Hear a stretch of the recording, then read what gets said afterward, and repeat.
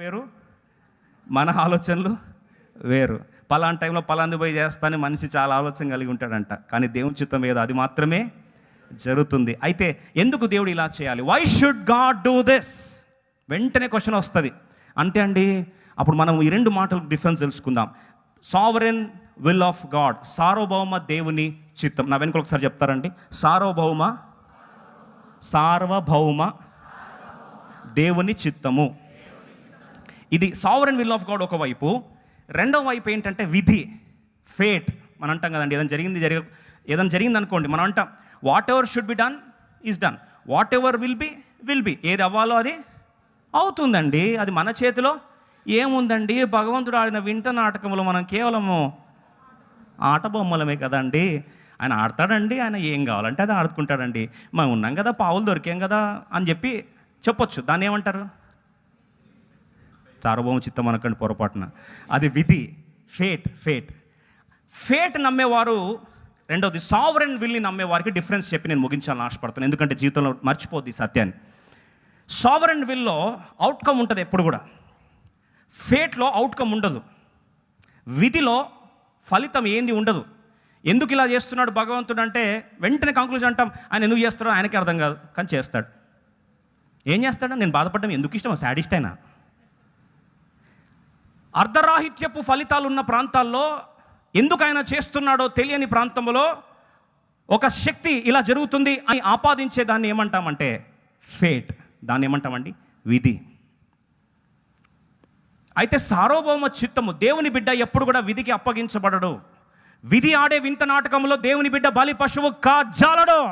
ఎందుకంటే దేవుని బిడ్డ తన జీవితంలో అనుమతించే ప్రతి గాయం, ప్రతి వేదన, ప్రతి ఒత్తిడి, ప్రతి బాధకు అర్థం ఉంది, దానికి అవుట్కమ్ ఉంది, ఫలితం ఉంది. అందుకొరకే సావరెన్ విల్ ఆఫ్ గాడ్, సంపూర్ణ సార్వభౌమ దేవుని చిత్తములో ఎప్పుడొక ఫార్ములా పనిచేస్తుంది. ఆ ఫార్ములా పేరే ABC. ఏమండి? నా వెనకాల చెప్తారా? ABC, అంతే. ABC. ఏ అంటే అడ్వర్సిటీ, అవరోధం. BC అంటే అడ్వర్సిటీ బిల్డ్స్ క్రైస్ట్ లైక్నెస్. అవరోధము క్రీస్తు రూపంలోకి మనల్ని ఏం చేస్తుంది? మారుస్తుంది. అందుకొరకే రోమా 8:28 తర్వాత ఏమొస్తుంది? రోమా 8:29 వస్తుంది. రోమా 8:28 ఏముంది? దేవుని ప్రేమించే వారికి, అనగా తన సంకల్పంచు పిలువబడే వారికి మేలు కలుగుతాయి. సమస్తము, బ్రాకెట్స్లో అవరోధము, అభ్యంతరాలు, ఒత్తిడి, ప్రయాస, వేదన, గాయము, అనారోగ్యము, నిన్ను ఏదేదైతే బాధ పెట్టి కృషింపజేసిందో అవన్నీ లిస్ట్ రాసుకుంటే సమస్తము సమకూడి ఏమవుతుందంట? మేలుకే జరుగుతుంది. Adversity will build Christ likeness.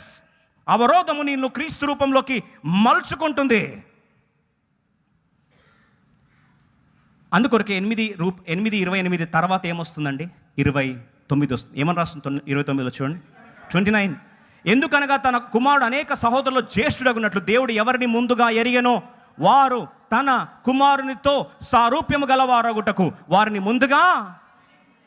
దేవుడు జగత్తు పునాది వేయబడక మునుపే, నీ తల్లి గర్భంలో పిండముగా రూపించబడక మునుపే, ఈ భూమికి పునాదులు వేయబడకపోయినా నీ గురించి ఆలోచించిన దేవుడు, తన ఊహలో నీ కొరకు నీకు నిర్మించిన దేవుడు ముందే ప్లాన్ చేసుకున్నది ఏంటంటే, ఈ నా పలాని కుమారుడు కుమార్తె పలాని హైదరాబాద్ ప్రాంతంలో జన్మించబోయే ఈ బిడ్డ నా రూపంలోకి పలాని పరిస్థితుల అవరోధాల ద్వారా నా రూపంలోకి ఏం కావాలి?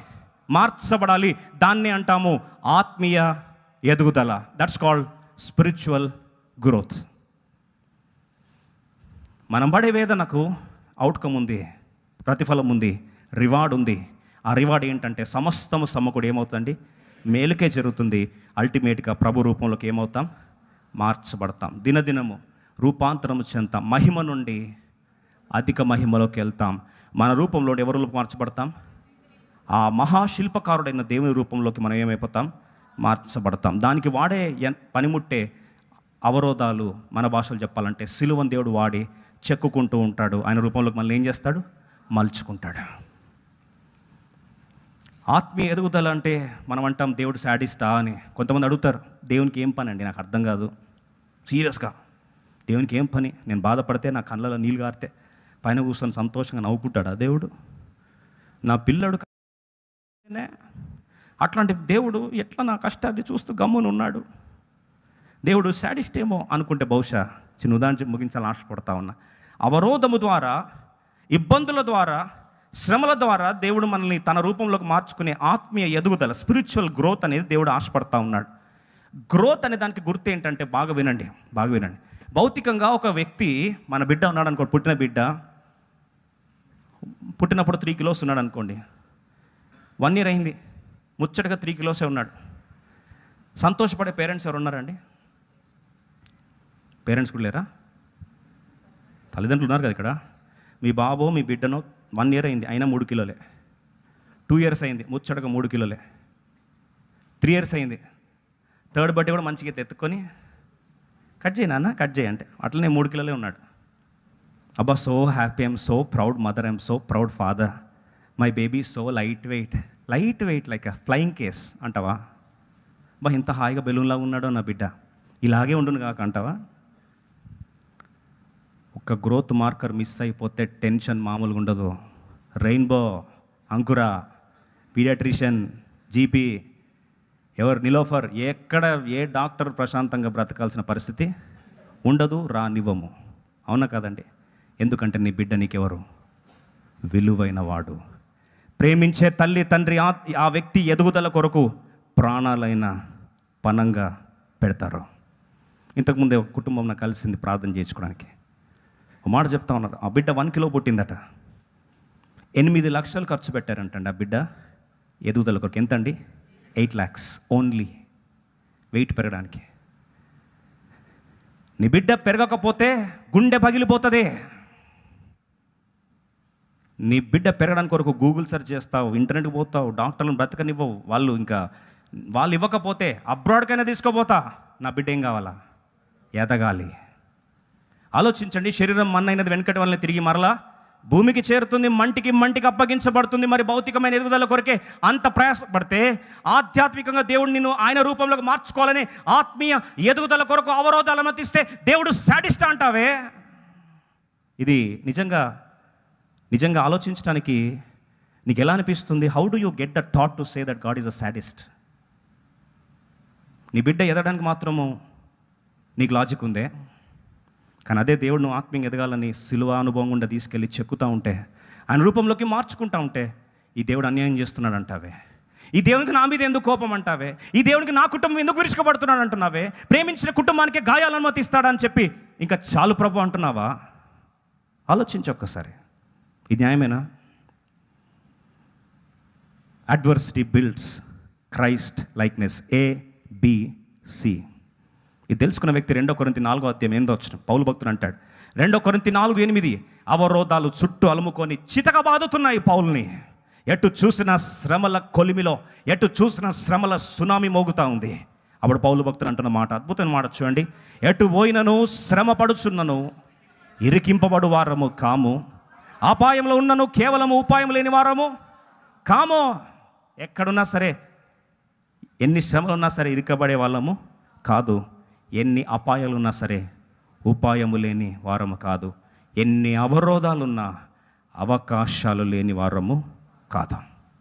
అందుకొరకు కూరుకున్న ప్రాణంలో పాట రాయడం జరిగింది. అవరోధాలు ఎన్నో నా చుట్టూ అలుముకున్న, అవరోధాల్లోనే అవకాశము దాచిన. ఈరోజు సమస్య వస్తే కృంగిపోయావా? అన్ని సైడ్ల నుంచి ప్రాబ్లం వస్తే కంగారు పడ్డావా? ఒక యుద్ధం ప్రాంతానికి ఒక నాయకుడు వెళ్ళాడంట, కమాండర్ ఇన్ చీఫ్ వెళ్ళాడు. మన పక్కన సోల్జర్ అన్నాడు, సార్ అదేంటి సార్, అన్ని సైడ్ నుంచి శత్రువులు గన్ పాయింట్ చేశారు సార్, ఇంకా మన పరిస్థితి అయిపోయిందని. వెంటనే ఒక నాయకుడు అన్నాడు, అరే పిచ్చోడా, అన్ని సైడ్లు ఉన్నారంటే ఏ సైడ్ నుంచి అయినా కొట్టొచ్చు రావాలని. అర్థమైందండి? మళ్ళీ ఒకసారి రిపీట్ చేస్తా. సైనికుడు కింద బాస్తో అంటాడు, సార్ అన్ని సైడ్లు అటాక్ చేసి ఫుల్ రౌండప్ అయిపోయినాం సార్ అంటే, అరే గుడ్ న్యూస్ రా నాకు అది. ఎందుకంటే ఒకటే సైడ్ యాంగిల్లో మనం గన్ పేల్చాలి, అన్ని సైడ్ నుండి ఎట్లా పడితే అట్లా కాల్చి వచ్చాను. ఈరోజు సమస్యలు అన్నీ వచ్చేసరికి అమ్మా నా వల్ల కాదు అంటున్నావా? అదే పౌలు భక్తుడు 2 కొరింథీ 11:23-27 ఆ లిస్టు చెప్తాడు. 2 Corinthians chapter 11 verse 23, 24, 25, 26, 27 ఈ లిస్ట్ కానీ చూస్తే గుండె పగిలిపోతుంది మనకు. చూడండి, 2 కొరింథీ 11:23 వారు క్రీస్తు పరిచారకుల వెర్రివాని వలె మాట్లాడుచున్నాను, నేనును మరి ఎక్కువగా క్రీస్తు పరిచారకులను, మరి విశేషముగా ప్రయాసపడితిని, మరి అనేక పర్యాయములు చెరసాలలో ఉంటిని, అపరితముగా దెబ్బలు తింటిని, అనేక మార్లు ప్రాణాపాయములో 24 యూదుల చేత 5 మార్లు 1 తక్కువ 40 దెబ్బలు తింటిని. 25 ముమ్మారు బెత్తములతో కొట్టబడితిని, ఒకసారి రాళ్లతో కొట్టబడితిని, ముమ్మారు ఓడ పగిలి శ్రమ పడితిని, ఒక రాత్రింబగలు సముద్రములో గడిపెతిని. 26 అనేక పర్యాయములు ప్రయాణములలోను, నదులలోను, ఆపదలోను, దొంగలనైన ఆపదలోను, నా స్వజనుల వలన ఆపదలోను, అన్యజనుల వలన ఆపదలోను, పట్టణంలోని ఆపదలను చేత అనేక సార్లు కృంగిపడిపోయినప్పుడు 27వ వచనం రాస్తుంటాడు, ఆ యొక్క దైవజనుడు ప్రయాసతోను, కష్టముతోను, తరచుగా జాగరణతోను, ఆకలి దప్పులతోను, తరచుగా ఉపవాసములతోను, చలితోను, దిగమ్రత్వముతోను, ఇంకను చెప్పవలసినవి అనేకం. 28 రాస్తుంటాడు, సంఘముల గూర్చిన 28 ఇవి గాక సంఘములన్నీ గూర్చిన చింతయు కలదు, ఈ భారము దినదినము నాకు కలుగుచున్నది. ఈ లిస్ట్ అంతా చెప్తే మనది గుండె అయిపోతాం. నువ్వు మనిషివా మెషిన్వా అంట. ఇప్పుడు ఆయన నాయకుని మనస్తత్వం 29వ వచనం అంటాడు, ఎవడైనా బలహీనుడు అయినా నేను బలహీనుని కానా, ఎవడైనా తొట్టుపడనా నాకును మంట కలగదా, అతిశయపడవలసి ఉంటే నేను నా బలహీనత విషయమై సంగతులను గురించి అతిశయ. మీరందరూ బాధపడుతున్నారు అంటున్నారు కదా, నాకు బాధ కాదా? మీరు కృంగిపోతున్నారంటే నాకు మంటగా అనిపించదా? ఎవడైనా బలహీనం అయిపోతే నా బలహీనత బట్టి ఏం చేయాలి? అతిశయపడాలి. అదేంటి? How is it possible? ద్వితోపదేశకాండం 32వ అధ్యాయం 11-12 దేవుడు నడిపించే మార్గం. When God leads you, the God of Israel will lead you in this style only. ఈ రీతిగానే దేవుడిని నడిపిస్తాడు. ద్వితోపదేశకాండం 32-11 వచనాలు కలిసి చదువుకుందాం. 11 ప్లీజ్. పక్షిరాజు తన గూడు రేపి తన పిల్లలపైని అల్లాడుచు రెక్కలు చాపుకొని వాటిని పట్టుకొని తన రెక్కల మీద వాటిని మోయినట్లు యెహోవా వానిని నడిపించెను. 12 యెహోవా మాత్రము వాని నడిపించాడు. అన్యుల యొక్క దేవుళ్ళలో ఏ దేవుడు ఆయనతో కూడా. 11వ వచనంలో ఒక మాట రాస్తుంది, యెహోవా మాత్రమే నడిపించే స్టైల్. దేవుని రేంజ్ ఎలా ఉంటుందంట? అందరం కలిసి చదువుదాం. 11వ వచనం. పక్షి తన గూడు రేపి తన పిల్లలపైని అల్లాడుచు రెక్కలు చాపుకొని వాటిని పట్టుకొని తన రెక్కల మీద వాటిని మోయినట్లు యెహోవా వానిని. మన దేవుడు పక్షిరాజు, ఆయన పిల్లలుగా మనల్ని దేవుడు పెంచే స్టైల్ ఎలా ఉంటుందంటే, పక్షిరాజులాగా దేవుడు మనల్ని ట్రైనింగ్ ఇస్తాడు. పక్షిరాజు తుఫాన్లలో, గాయాల్లో, భౌతికమైన ఈ యొక్క అలజడిలో పక్షిరాజు చెక్కుజరు. ఎందుకంటే వాటన్నిటిని దాటి దాని పైకి ఎక్కి ఏం చేస్తుందండి? ఎగురుతుంది. అలా ఎగరడానికి ఏం చేస్తుంది తెలుసా అండి? పక్షిరాజు తన బిడ్డకి అంటే జరిగిన సంఘటన చెప్పి ముగిస్తాను. పక్షిరాజు గుడ్డు పెట్టిందట.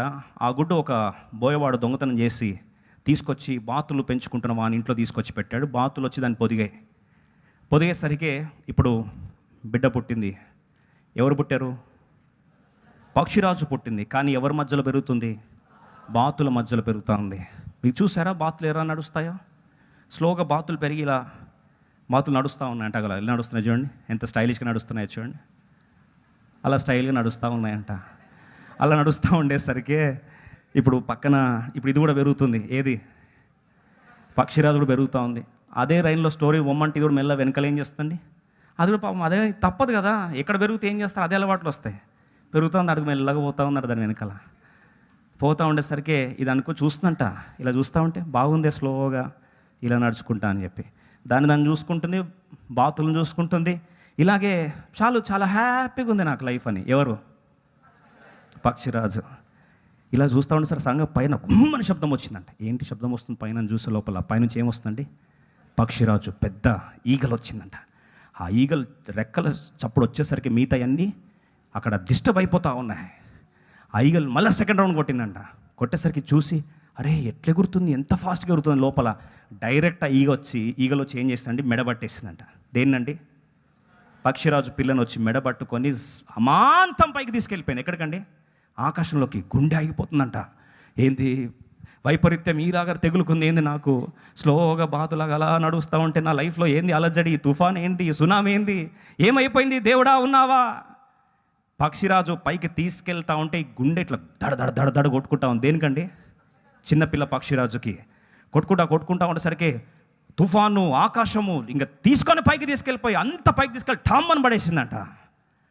పడేసరికి అంతవరకు రెక్కలు కూడా లేవు దీనికి. పడిపోతా ఉండేసరికి ఇక టట ఇప్పుడు ఏం చేస్తుందండి? రెక్కలు కొట్టడం స్టార్ట్ చేసింది. రెక్కలు కొట్టడం స్టార్ట్ చేసి, అవునా నాకు రెక్కలు ఉన్నాయా, ఓహో నేను ఎగరగలనా అని రెక్కలు కొట్టే లోపల మళ్ళీ గుమ్మని పక్క నుంచి వచ్చి మళ్ళీ పట్టుకొని మెడ పట్టుకొని ఏం చేస్తండి, మళ్ళీ ఇంకా పైకి తీసుకెళ్ళిందంట. నాతో ఎందుకు ఆడుతున్నావు, అసలు నువ్వు ఎవరో? అదనందంట, నేను నీ తండ్రిని, బాతుల మధ్యలో పెరిగి బాతులో బతకడం నీ రేంజ్ కాదు. నీవు తండ్రి ఎవరు? పక్షి రాజుని, బాతుల మధ్యలో హ్యాపీగా ఉంది లైఫ్, చాలా చక్కగా ఉన్నాను కాదు అని మెడబట్టి మళ్ళీ ఏం చేస్తండి, ఇంకా పైకి తీసుకుపోయిందంట. పైకి తీసుకుపోయేసరికి మళ్ళీ దమ్మాంతం ఏం చేస్తండి, ఇసిరేసింది. రెక్కలు జాపింది, పట పట పట ఒక 5, 10, 20 సార్లు పైకి తీసుకెళ్ళడం, కింద పడడం, పైకి తీసుకెళ్ళడం, కింద పడడం. మన భాషలో, దైవమా ఇది నీకు న్యాయమా, నువ్వు శాడిస్ట్వే, అసలు నువ్వు ఎందుకు వచ్చినావు నా లైఫ్లో, నువ్వు బాతులాగా ప్రశాంతంగా నా లైఫ్ నేను ఉండి అట్లా టిక్కుమని నడుస్తూ ఉంటే ఎందుకు వచ్చావు, నువ్వు నా శత్రువా అన్నప్పుడు పైకి తీసుకెళ్ళి, నేను ఎవరిని, ఈ తండ్రిని. కాంప్రమైజ్డ్ లైఫ్ నీకు తగదు, నువ్వు ఎవరివి, పక్షిరాజువి, లే అని పైకి తీసుకెళ్ళింది. సునామీ భయంకరమైన తుఫాన్ వచ్చేసరికి అన్ని పక్షులు, బాతులన్నీ పోయినాయంట. కొన్ని బాత్రూమ్స్ ఆటన, కొన్ని పావురాలు, కొన్ని పక్షులేమో బాత్రూమ్ వెంటిలేటర్ కూర్చొని గుజు అని ఊగుతూ ఉన్నాయి. దేనికి? వర్షానికి. తుఫాన్ వచ్చిందంట, భూకంపం వస్తుందంట. సిరియా, టర్కీ లాంటి న్యూస్ వచ్చేసరికి గడగడ వణుకుతా ఉన్నాయి. ఇట్లా ఏవి? పక్షులు కొన్ని. ఈ పక్షిరాజు ఏం చేస్తుందంటే పైకి ఎగిరి రెక్కలు చాపి తుఫాను మీద నుండి అలా విహరిస్తూ ఎగురుతూ ఉన్నప్పుడు అప్పుడు చెప్తుందంట, నేను ఎవరి బిడ్డని? పక్షిరాజు బిడ్డని. నా తండ్రి ఇచ్చే తరఫీదులో గూడు చెదరగొట్టి నన్ను ఏం చేశాడు, ఎగిరేదట్టు చేశాడు. నేను ఎగరాలి అంటే నా గూడు చెదరాలి. ఈ సత్యం తెలిస్తే కష్టాలకు కృషించిపోయే క్రైస్తవ్యం కాదు మనది. పక్షిరాజు వలె పైకి ఎగిరి రెక్కలు చాపి. 2 యెషయా గ్రంథం 40:29-31 చదివి ప్రభుని ఆరాధిస్తాం. లేచి అందరం కలిసి 29. సొమ్మసిలిన వారి బలమిచ్చువాడు ఆయనే. 40:29. సొమ్మసిలు వానికి బలమిచ్చువాడు ఆయనే, శక్తిహీనులకు బలాభివృద్ధి కలుగజేయవాడు ఆయనే. బాలురు సొమ్మసిలుదురు, అలయుదురు, యవనస్తులు తప్పక తొట్టెలుదురు. యెహోవా కొరకు ఎదురు చూచువారు నూతన బలం పొందుదురు. వారు పక్షిరాజు వలె రెక్కలు చాపి పైకి ఎగురుదురు, అలయక పరిగెత్తుదురు, సొమ్మసిల్లక నడిచెదరు. పక్షిరాజు వలె రెక్కలు చాపి పైకి ఎగురుతురు. దూసుకొని పోయే అటువంటి క్రైస్తవ్యాన్ని దేవుడు మనందరికీ దయచేయును కాక. లేచి నిలబడదాం, ప్రభుని ఆరాధిస్తాం. లేచి నిలబడదాం.